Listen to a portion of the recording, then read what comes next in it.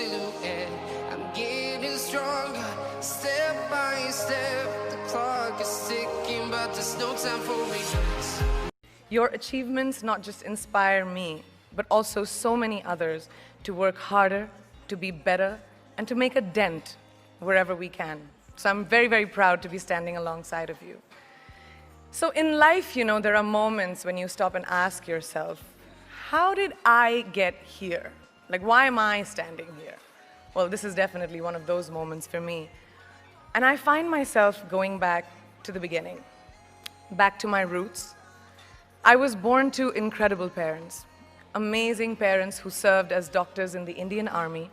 I was the firstborn, and as far back as I can remember, I made my parents very proud and happy 99% of the time. Okay, slight exaggerations of personal achievements are allowed from time to time, don't you think? My brother was born a few years later, and even then, nothing changed for me. We were both given equal opportunities, and I want to emphasize this. I want to really emphasize this for you because I don't think a lot of people might understand that being equal might seem very normal. But where I come from, India, and a lot of developing countries around the world, more often than not, this is an exception.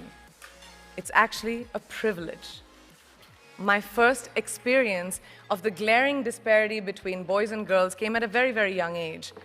I grew up in a middle-class family with extremely philanthropic parents who constantly reminded me and my brother how lucky we were and how giving back to those who were less fortunate was not a choice. It was a way of life. Simple.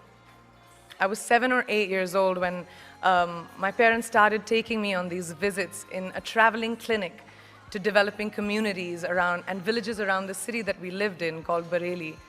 We were packed into this ambulance, and my parents would provide free medical care to people who couldn't afford it. My job at the age of 8 was assistant pharmacist. So I would count all the medicines, put them in an envelope, and give it out to patients. And I really took my job very seriously, very seriously. But the more I went on these expeditions, the more I began to notice the simplest things that distinguished a boy from a girl or a man from a woman. For example, girls were pulled out of school when they hit puberty because they were considered ready for marriage and babies. That's 12 and 13, while boys still enjoyed their childhood. Or basic human rights such as healthcare were denied just because they were women. Let's call this whole experience trigger number 1 for me. Fast forward a few years and many, many triggers in between. Like a producer-director, for example, early on in my career, I must have been about 18 or 19, telling me that if I didn't agree to the ridiculous terms or painfully low salary in his movie, that he would just replace me. Because girls are replaceable in the entertainment business. That was a memorable one. Made me decide to make myself irreplaceable. But I think what really moved the needle for me and ultimately led me to create the Priyanka Chopra Foundation for Health and Education, and around the same time partner with UNICEF, was an encounter with my housekeeper's daughter. About 12 years ago, I came home from set early one day, and she was sitting in my library reading a book. And she must have been 8 or 9 years old, and I knew she loved reading. So I asked her, I was like, it's a weekday, why aren't you in school? And she said, oh, I don't go to school anymore. So I went and asked her mother, and I said, why isn't she in school? And her mom said that her family couldn't afford to send her and her brothers to school, so they chose the boys. The reason, she would eventually get married, and it would be a waste of money. I was completely blown, and it shook me to my core. Eventually, I decided to cover the cost of her education so that she could continue to learn, because education is a basic human right.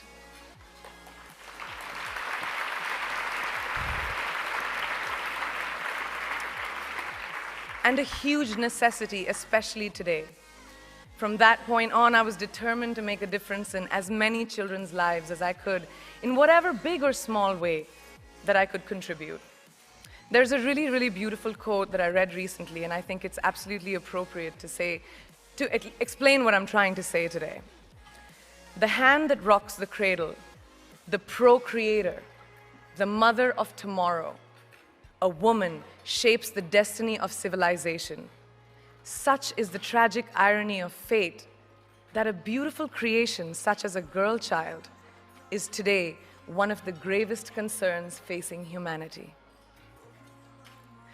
Girls have the power to change the world. It is a fact, and yet today, girls are more likely than boys never to set foot in a classroom, despite of all the efforts and progress made over the last 2 decades. I'm just going to give you a stat, more than 15 million girls of primary school age will never learn how to read or write, compared to 10 million boys. Primary school, it's the beginning of our future. Over the last 11 years, I have witnessed firsthand the incredible work that UNICEF does for children around the world, especially victims and survivors of child marriage, displacement, war, sexual violence. But there is still so much work to do. And for me, that is the fuel to my fire. The reason I'm so committed to this cause, and that is where my passion stems from, because I know that a girl's education not just empowers families, but communities and economies. A result of her education, we all do better. It's just as simple as that. As entertainers and influencers sitting in this room, I feel that it's our social responsibility to be a voice for the voiceless, which is why I applaud each and every woman in this room for being such a badass.